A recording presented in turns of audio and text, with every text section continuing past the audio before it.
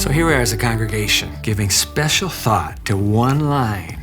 I love this line. Doesn't appear in any of the other three, but in John, Jesus says, as the Father has sent me, I'm sending you. That's our mission. So we're thinking mission out loud together. And here's Pastor Jenifer Daley, the newest pastor on our team, by the way, who oversees what? Administration and finances.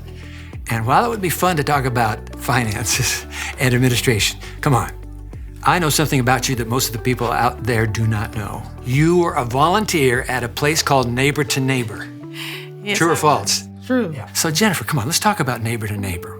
How do they fit in this idea of mission? As the Father sends me, I'm sending you. In many ways, Neighbor to Neighbor represents the hands and feet of Jesus. And if we're going to go as Jesus was sent, then we need to know how he was sent and what he was sent to do.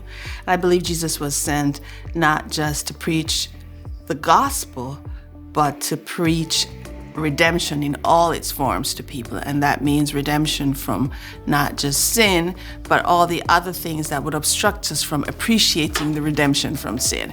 So poverty and injustice, whether that injustice is racial or social or economic. Neighbor to Neighbor in many ways ministers to our community through providing services that are meeting those physical and also emotional needs. And so I ended up at Neighbor to Neighbor, not in terms of meeting the physical needs, but in terms of meeting spiritual needs. I went to Neighbor to pray. So when you say you went there to pray, they said, hey, listen, we want you to be in this corner and you be praying for people coming into the building today. They didn't say specifically where you pray. I just kind of roamed around in the building and asked people, would you like to pray? And there may be somebody sitting out there right now saying, yo, what is this Neighbor to Neighbor thing you're talking about? So in a nutshell, what is it? Neighbor to Neighbor is the Seventh-day Adventist Church's thrift store that functions also as a community center service for providing help for those who are in need, whether you're in need of food or clothing, furniture.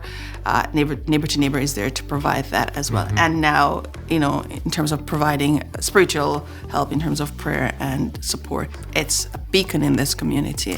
Why would Jesus be so fascinated with that slice of the demographics, of the populace? I mean, he spends considerable time with that category of human life. I think because his father was. And when he came to earth, he lived the life of the poor. And he knows firsthand what it is to experience life as a poor person.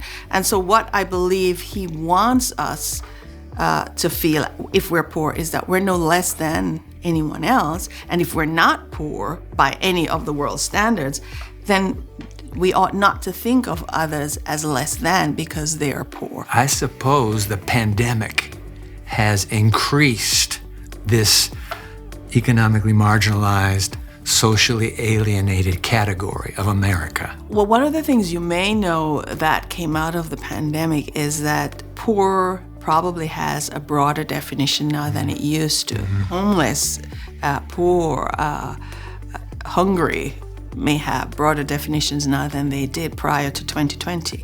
So now there are many people who are unemployed or have experienced unemployment or maybe are just resuming.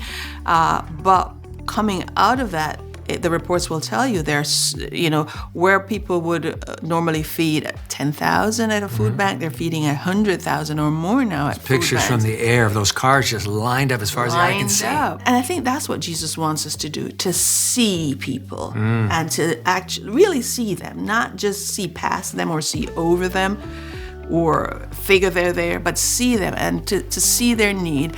And so maybe we can join a food bank and volunteer, or maybe we can contribute to a food bank. Maybe we don't go to Neighbor, but maybe we can donate to Neighbor, whether financially or in good or in kind or in cash. And so we don't necessarily have to be physically able to be there, although that would really help, because the human element certainly does a lot in terms of ministering to people. Because there's something about our souls that is very much in play here.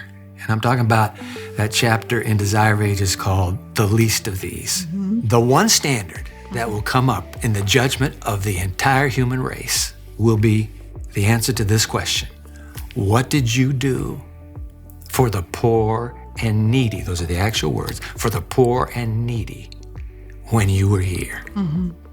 That's pretty heavy to make the entire judgment turn.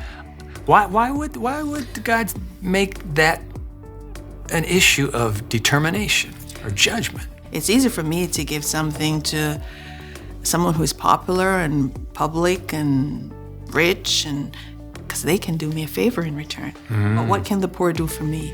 It's making that choice between am I going to keep my money for myself, or am I going to share it with someone? And why should I share it with someone who, well, why don't they have? And so if we are at the place where we can willingly and lovingly and generously share with those who have no way of returning the favor, then that is saying something about my heart. And I think that's the bottom line. Well put. Thank you for the way you loved on the people at Neighbor to Neighbor. Praise God. We love you back. God bless you. Thank you.